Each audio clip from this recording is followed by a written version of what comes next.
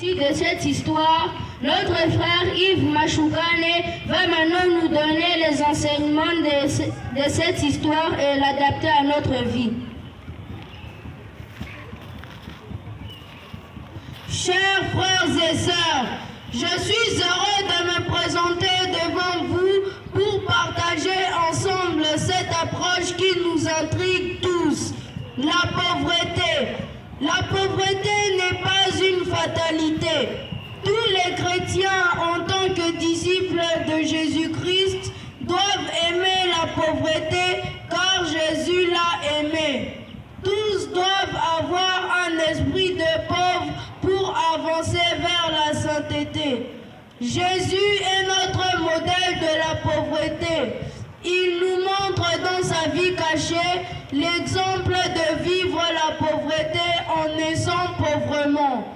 Marie enfanta son fils premier-né, l'émaillota et le déposa dans une mangeoire parce qu'il n'y avait pas de place pour eux dans la salle d'hôtes. Il vécut l'exil en Égypte, puis la vie d'une famille simple à Nazareth. Dans sa vie publique, il garde ce style d'une vie pauvre. Il n'avait même pas où dormir.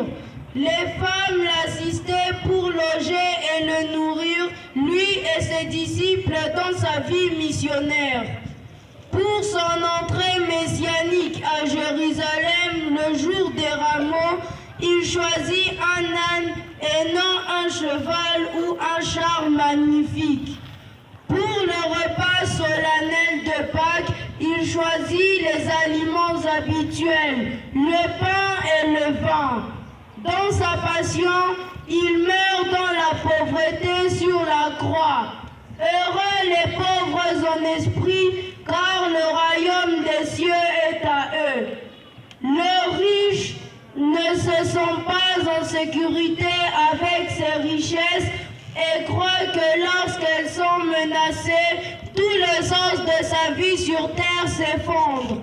Le pape François, qui insiste beaucoup sur la pauvreté, nous dit que le salut n'est pas une théologie de la prospérité. La pauvreté dont parle Jésus est une disposition du cœur, pauvreté par l'esprit. Ne pas avoir l'esprit occupé par les richesses mondaines, ni occuper son esprit à désirer les richesses qu'on pourrait avoir. Si Jésus présente la pauvreté comme première béatitude, ce n'est pas seulement comme remède social, c'est comme un conseil pour devenir saint.